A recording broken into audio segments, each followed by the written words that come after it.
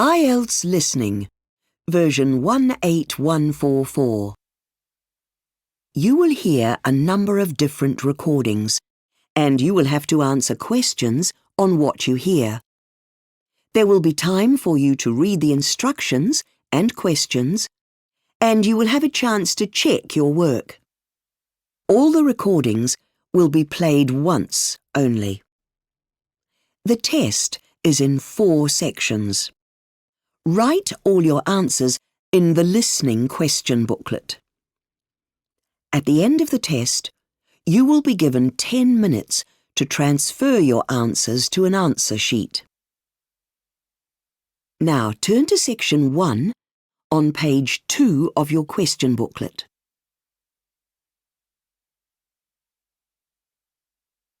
Section 1. You will hear a woman asking an agent about rented accommodation. First, you have some time to look at questions 1 to 6 on page 2.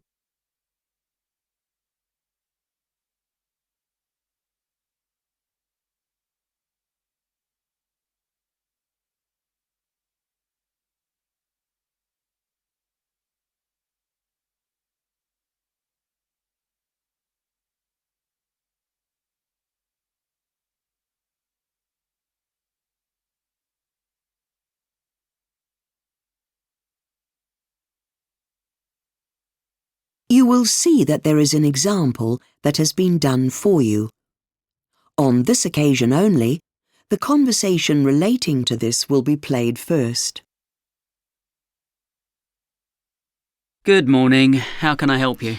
I'm interested in renting somewhere to live in town and was wondering what you had available. Excellent. I'll just need to find out a bit more about what you're looking for, and then we can see what we've got. So, your name is? Anna Black. Good, got that.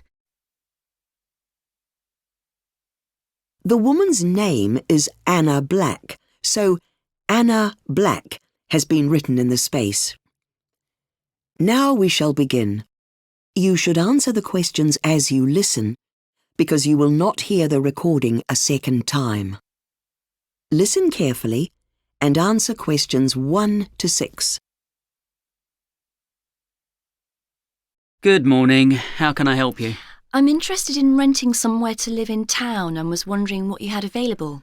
Excellent.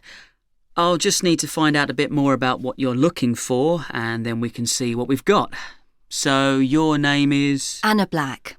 Good, got that. And what sort of accommodation are you looking for, ideally? Well, I don't know if this is going to be possible, but ideally a house.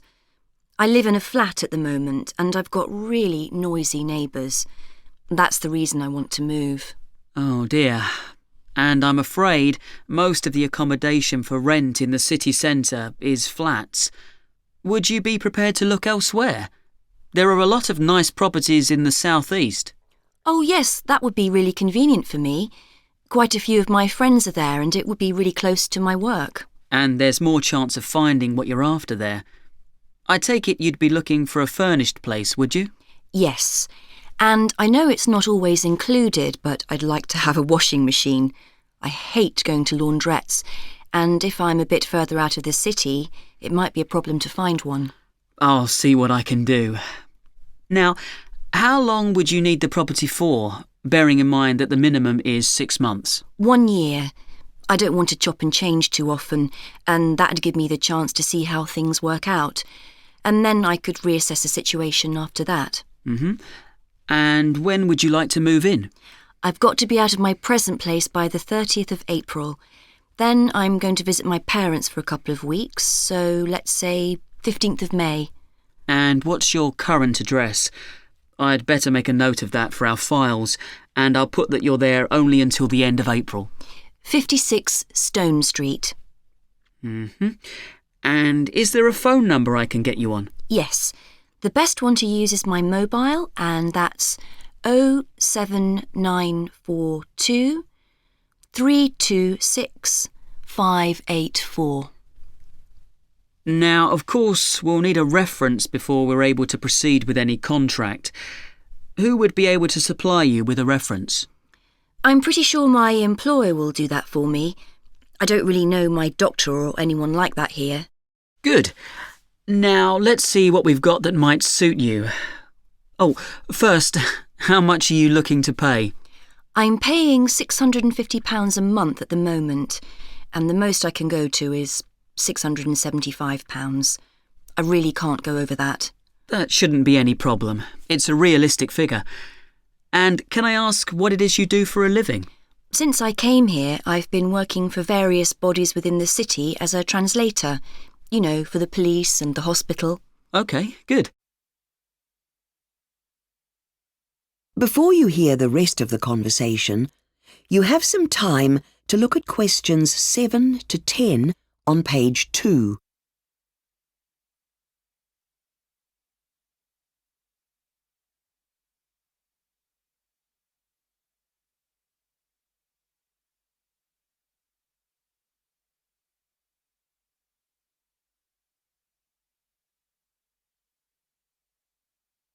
Now listen and answer questions 7 to 10.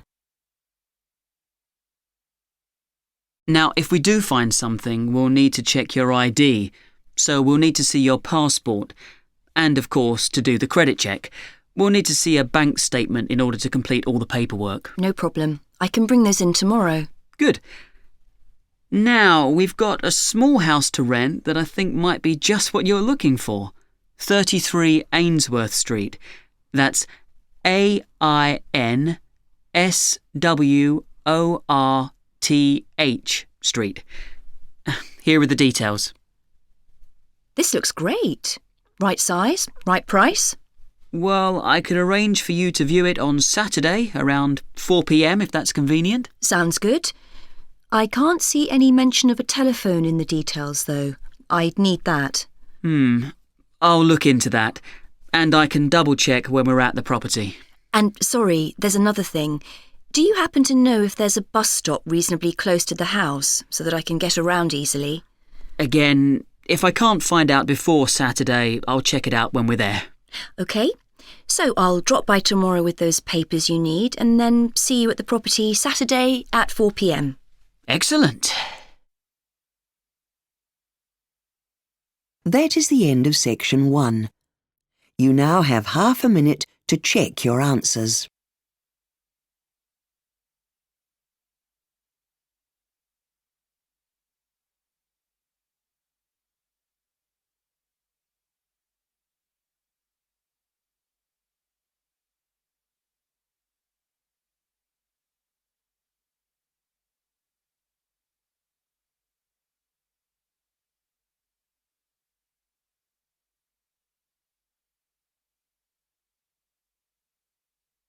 Now turn to section 2 on page 3.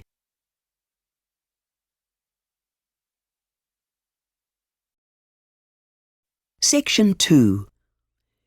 You will hear a company manager talking to staff about procedures to follow if a fire breaks out at work.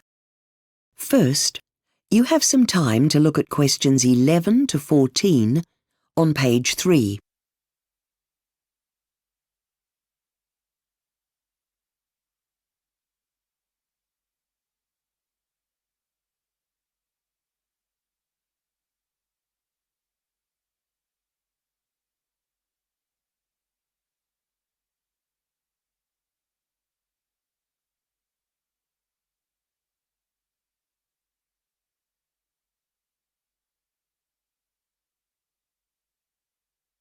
Now, listen carefully and answer questions 11 to 14. Hello, and thanks to everyone for being on time. The meeting will be fairly short and will only be looking at fire procedures. I had a similar meeting with the senior fire officers earlier today, but you're all here because you've volunteered to act as fire wardens for your own particular department. And for some of you, this will be your first time in the role. Although you'll probably have taken part in several fire drills since you've been here. But now the construction work is finished and we have a couple of new corridors and stairways, we need the meeting to update everyone. And before I forget, you might have noticed a bit of upgrading last week. The handheld fire extinguishers, the standard ones on the wall, The report says they're all working well, as is the overhead sprinkler system. But the old alarm system has been replaced and should be a lot more reliable. Anyway, as fire wardens, you have a number of responsibilities. OK, those wardens responsible for the factory buildings, you'll remember we had a minor fire back in January. Luckily, the fire doors around the room stopped most of the smoke from getting out, but the alarm should have been pressed a lot earlier. From what I understand, staff felt somewhat reluctant to activate it themselves and were looking for someone senior. So please ensure that everyone knows it's their responsibility to take action immediately. Can you also make sure that if anyone new has been hired since then, that they've read the fire notices? And wardens for office departments, you'll also have to have a word with your staff. When the fire alarm went off in January in that minor fire, people got out of the office building pretty quickly. That was fine, but once they were out, they stood right in front of the doors. So if the fire crews had needed to access the offices, they would have been prevented. Good to see that everyone had left their bags and stuff behind, though. Before you hear the rest of the talk, you have some time to look at questions 15 to 20 on page 4.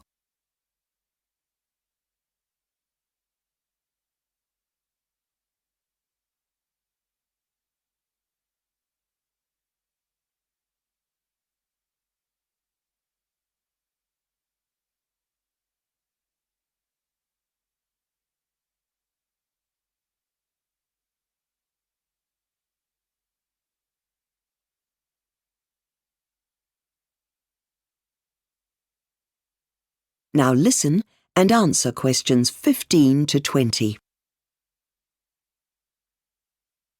OK, next on the agenda. There's a few aspects of fire safety that we need to go through with all you wardens. Firstly, we want to make sure that when we have the next fire drill, there's nothing blocking the way in the escape routes. No obstacles, I mean. So please have a look at that as soon as possible. We want to be able to get outside very quickly. One thing that should definitely be on your to-do list is making sure no one's locked the fire doors and that it's easy enough to get through them. Now, you might remember that last year we had a fire officer come and visit and show us what to do if we see a colleague starting to suffer from the effects of smoke inhalation. Well, the same officer's coming back to lead another session. Another issue is how to handle the fire extinguishers. Someone from the local fire department is booked in to teach people how to do that. I think it would be a good idea if fire wardens and department staff attended those sessions. Let's see, what else is on the list? Oh yes, the evacuation points. The green area behind the main car park, the pavement on Hunter Street, and the unused area behind the factory car park. Fire wardens need to make sure all staff are familiar with these locations for evacuation, so please send out emails directly after the meeting. And the last point is to do with flammable liquids. I believe there have been a few concerns about where they were being stored in the warehouse, but that's been resolved now. However, if anyone has anything else to report, do let me know. That is the end of section 2. You now have half a minute to check your answers.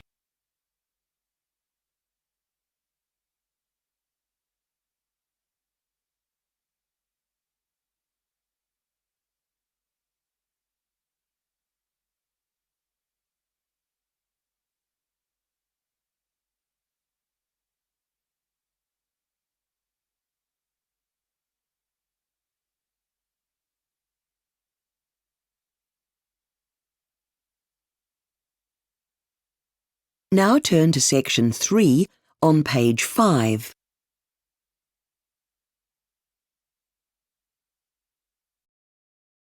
Section 3. You will hear 2 environmental studies students called Jennifer and Adam comparing their research on pigeons. First, you have some time to look at questions 21 to 25 on page 5.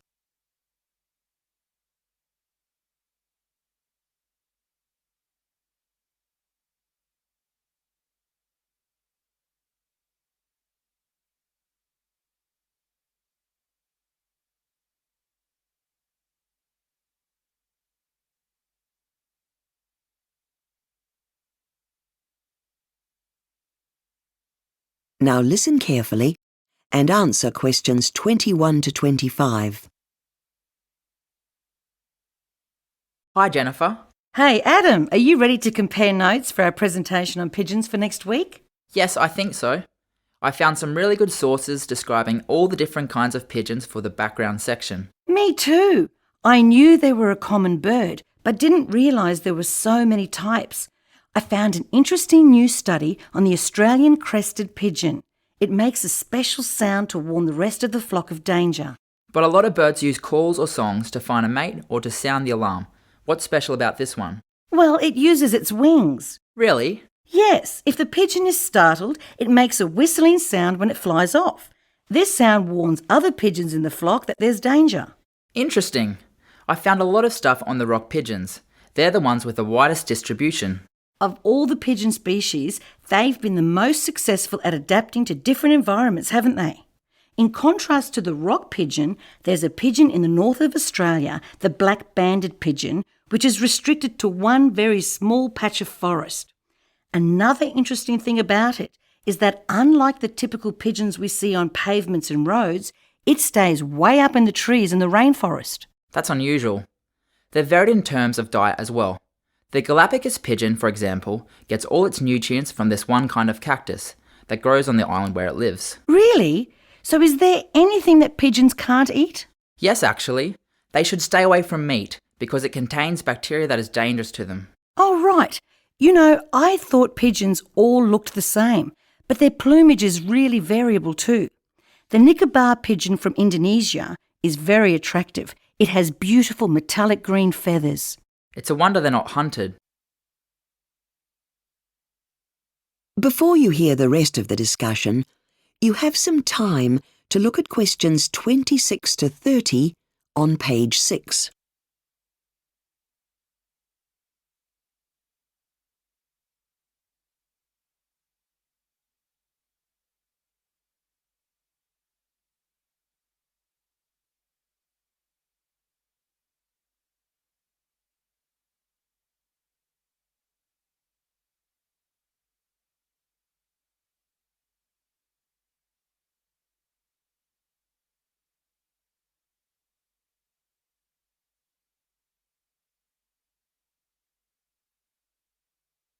Now listen and answer questions 26 to 30.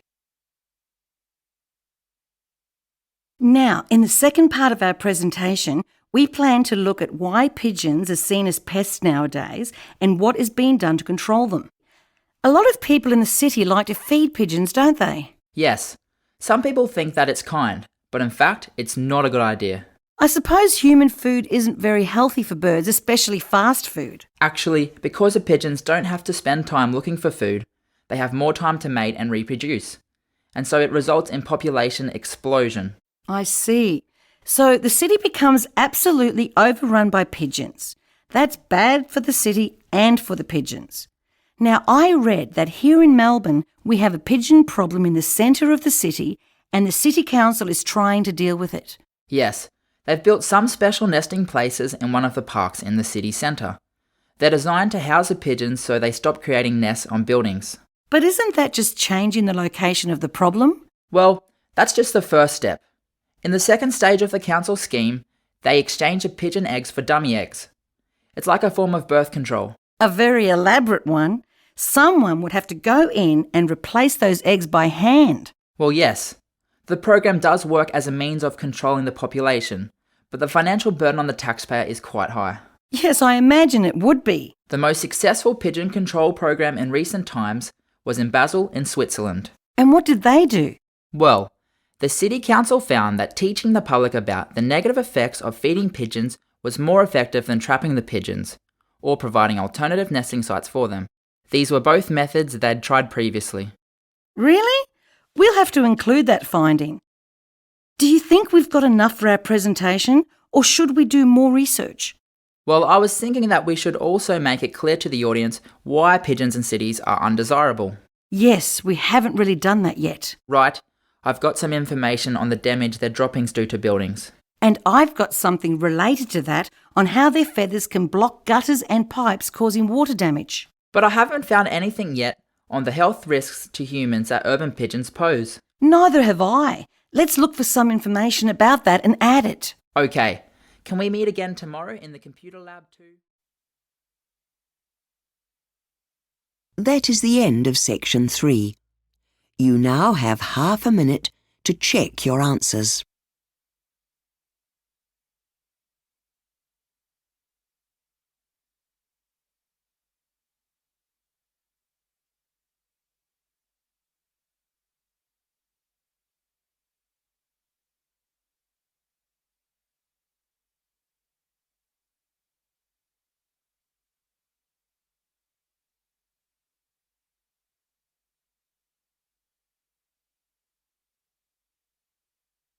Now turn to section 4 on page 7.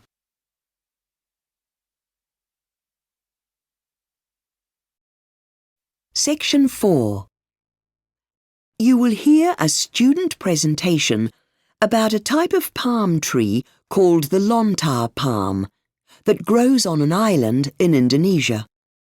First, you have some time to look at questions 31 to 40 on page 7.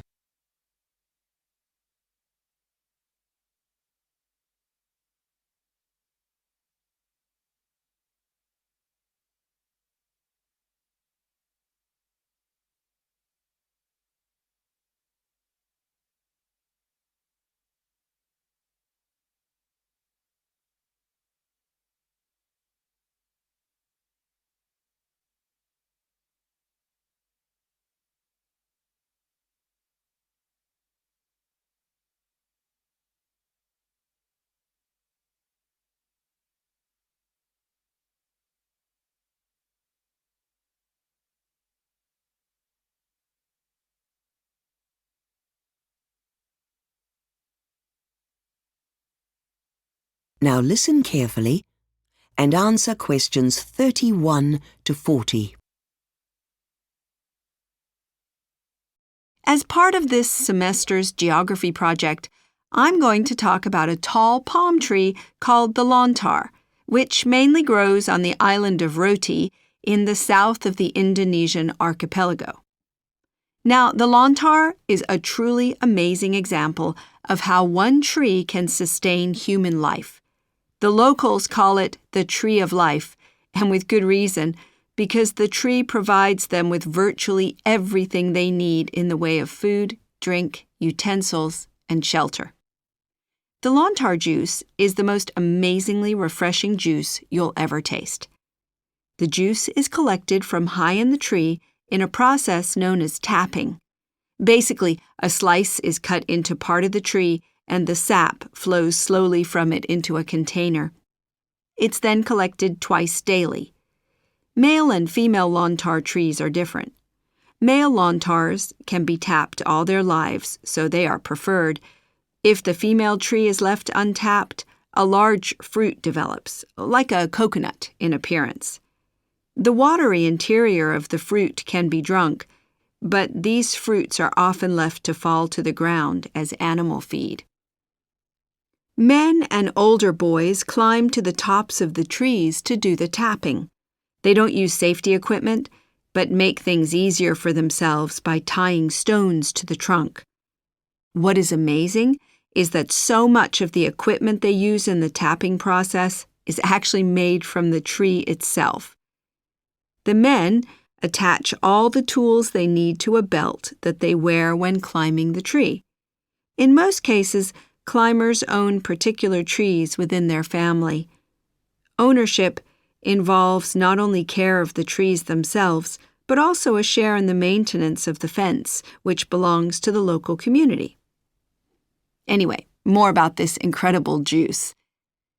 Tapping reaches a peak at the end of the dry season, which runs from September to October, as villagers work frantically to get their harvest in before the rains come and it gets too wet and windy to climb. Whatever juice isn't drunk immediately has to be processed as quickly as possible, as it turns sour very rapidly. In the rainy season, when no fresh juice is available, the locals drink a concentrated form with water added. The locals also use this rainy season version of the drink in other ways. For example, it can be used to make biscuits of brown sugar.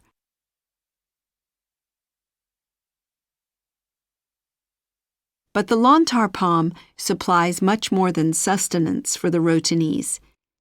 The broad lontar leaves are woven into a huge number of things: containers for watering the garden, and bags for transporting chickens to market. People also use them to cover the roofs of their homes.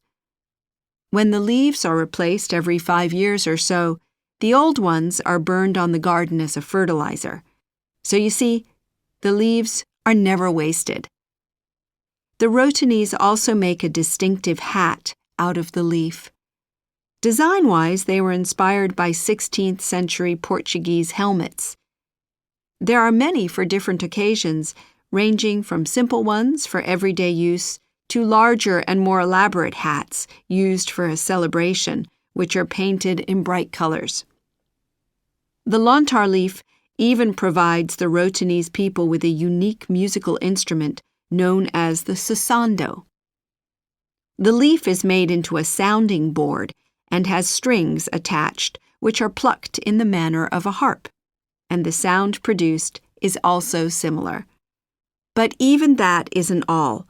The stalks of the lontar leaves can also be used. They are really strong and grow up to 1.5 meters long, and local people produce ropes from them. Even when a lontar tree becomes old and unproductive and no longer can be used for tapping, the whole tree is cut down and the thick trunk is utilized for building houses. Their immense strength means that they are highly valued for this purpose. Now, one thing I haven't spoken about is... That is the end of section 4. You now have half a minute to check your answers.